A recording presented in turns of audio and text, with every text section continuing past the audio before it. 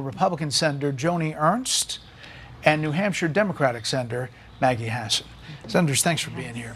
I want to talk about your bill that you're going to put together and get in process, but I want to first talk about this pressing issue overseas with Russian President Putin saying he's lowering the nuclear deterrence for Russia in response to these long-range missiles being used from Ukraine into Russia. You're on armed services.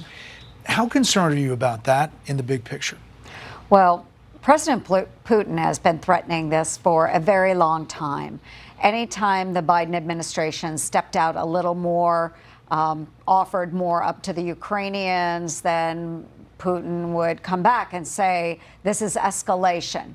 We are going to push back. Now, this is very concerning, which is why I do look forward to a Trump administration. We do know that President Trump is going to be very aggressive in attempting to negotiate a peace settlement, and that's what we need to get to sooner rather than later. Senator Hassan, politics aside, there is concern on from both parties. You hear about, starting World War III.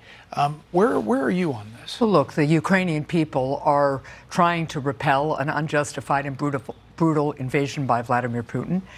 Autocrats around the world, China, Iran, North Korea, are watching whether we are going to stand with the Ukrainian people for freedom or not. Americans stand for freedom and against autocrats. And I think it's very important that we've been able to support the Ukrainians as they try to protect their sovereignty. Obviously, one of the things that the Ukrainians need to decide how and when to settle this war, but they also need to know that they've got the tools they need to make that a meaningful negotiation when and if they decide to do that. I mean, are you both hopeful that that negotiation is possible sooner rather than later? Or are you kind of skeptical that it's going to develop? I remain hopeful, Brett, and I do think that we have to be very aggressive in bringing both President Zelensky and President Putin together and have this negotiated.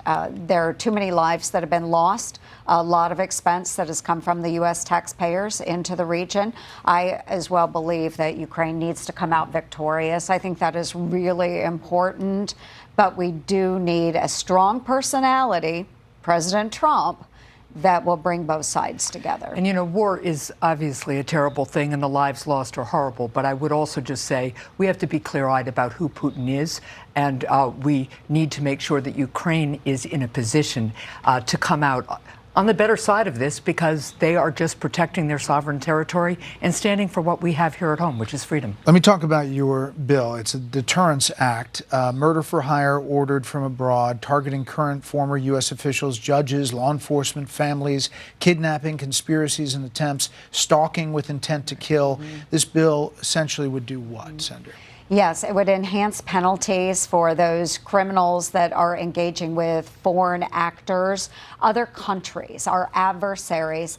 They're basically actors for hire here in the United States. So anytime they are targeting, say, President-elect Trump, when they are targeting someone here on U.S. soil, enhanced penalties, longer prison sentences. And Senator Hassan and I will continue to develop the bill. We want to make sure that we get it right before introduction. It is called the Deterrence Act. And what we're trying to demonstrate is to our adversaries, you cannot target Americans on American soil. Senator? Yeah, look, this is outrageous behavior by Iran, right? They are working with criminal organizations in the United States to kill people on American soil. That is unacceptable. We talked again about what do we do in America to demonstrate to the autocrats around the world that we will not stand for this. And the deterrence bill that Senator Ernst and I have is really our effort to say, look, there are already serious criminal penalties for gangs or criminals who engage in this behavior on American soil.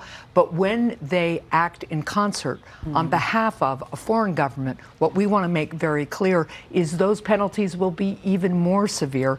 That not only is important for deterrence, but it gives our law enforcement, our prosecutors, extra leverage against these gangs and really helps disrupt them. And when you get the I's dotted and the T's crossed, you think this is a major bipartisan together. This is very bipartisan. If you look at what Iran has been doing, targeting former President Trump, soon to be President Trump. Yes. Senator Hassan, after this election, which was obviously very divisive, and the country was split, and it, any election gets that way, it seems, every election.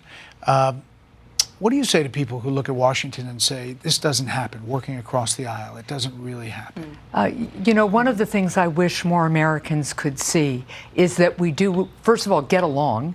Joni and I started the day at the gym together.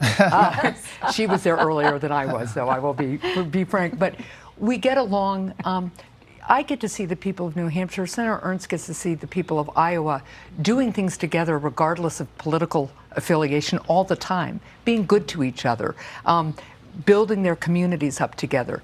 We need to reflect that in Washington, and I'm really glad you do this segment because your viewers, all Americans, need to understand that there is common ground in Washington, D.C., as there is all across our country, and we need to find ways to focus on moving together and compromising, which, by the way, also means compromising means sometimes you have to do something you wouldn't do yourself, but it's a way to move forward. I think it makes us more creative and stronger. Sometimes it's easier to get to no than it is to get to yes, right, but it's interesting. You two work together. You're the two first states, in the presidential process, which seems so long ago that we were in New Hampshire and Iowa.